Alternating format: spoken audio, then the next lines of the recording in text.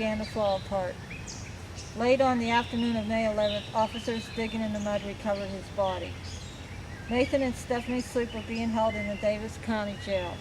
He is being held on suspicion of aggravated murder, felony child abuse, obstruction of justice, and desecration of a corpse. She is being held on suspicion of felony child abuse, obstruction of justice, and desecration of a corpse. The Davis County prosecutor, Troy Rawlings, told me that he will file formal charges by next Friday when the Sloops are scheduled to appear in court. The body of Ethan Stacy, who had never wanted to leave his father in the first place, was flown back to Virginia last week.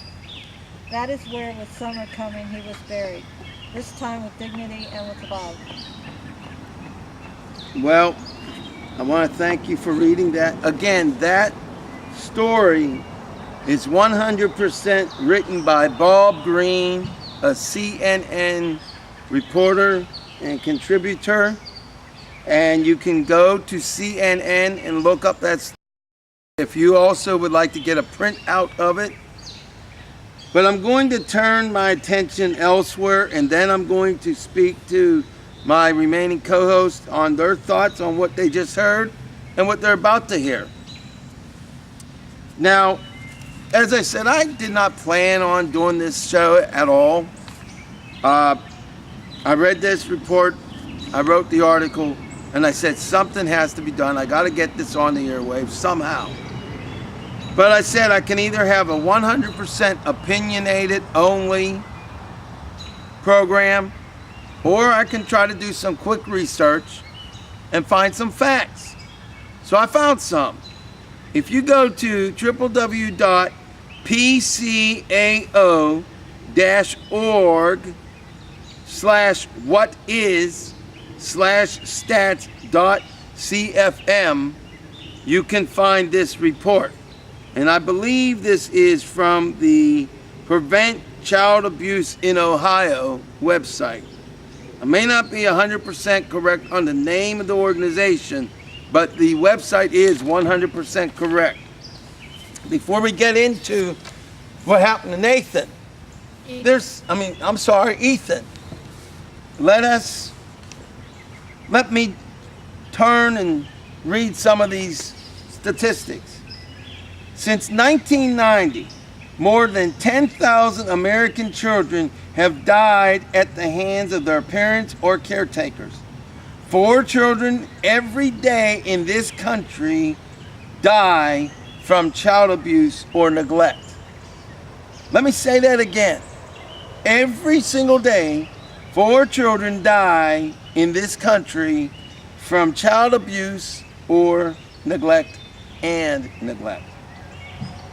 80% of violent juvenile and adult prisoners were raised in violent homes. In 2000, over 3 million children were reported as abused or neglected in the United States. The United States annually spends an estimated $258 million on foster care,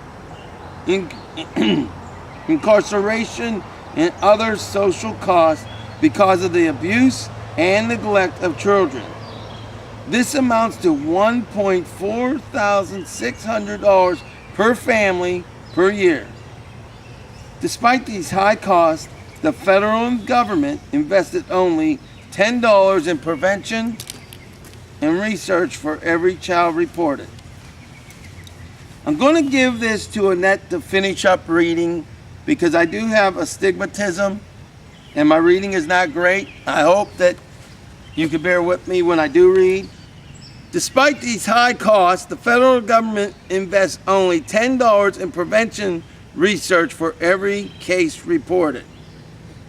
Survivors of abuse are 6 times more likely to become abusive parents. 1 in 4 girls and 1 in 6 boys will be sexually abused before the age of 18.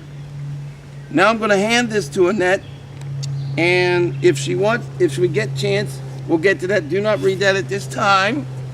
But here's the deal. We all know that I've just provided some facts, and that has some additional facts I told you that I have a article that I posted on www.humanitymatters.org and elsewhere. And we're talking about abuse. We're going to talk to our co-host in a few seconds.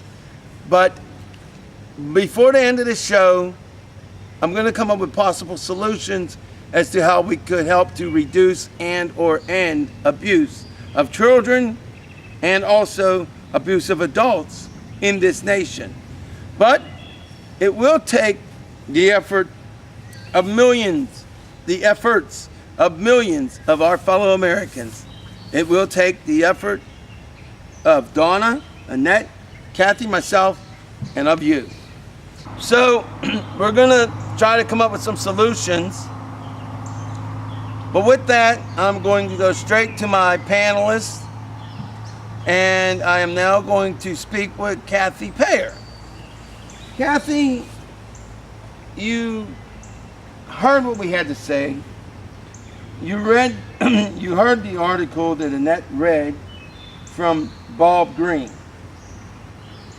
How did that article make you feel, and what do you plan on doing about it, if anything?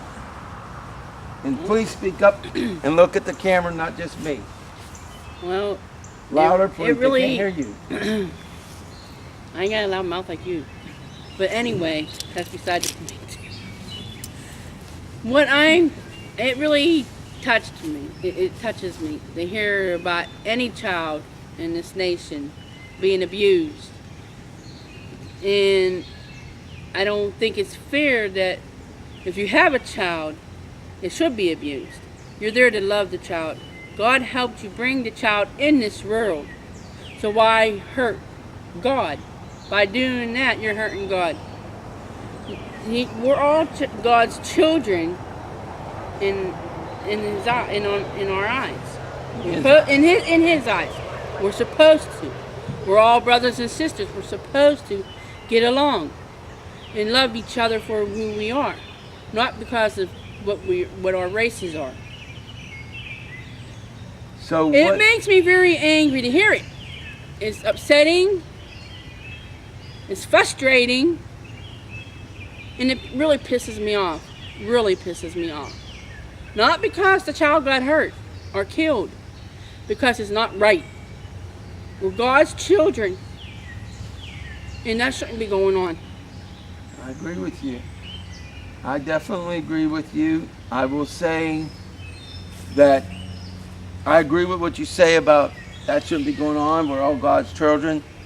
But I will also say I am angry that the child got hurt and killed. And it is the failure of the judicial system, of that particular judge also.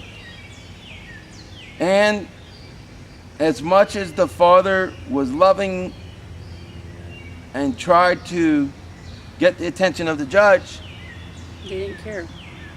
I am concerned about the fact that he signed in the divorce decree shared custody. And it is perplexing, and we will never know what happened there and why he had these concerns, but he agreed to this shared custody. I don't know why. We're never going to know. But that troubles me, because if the father was so worried, why agree to the divorce decree?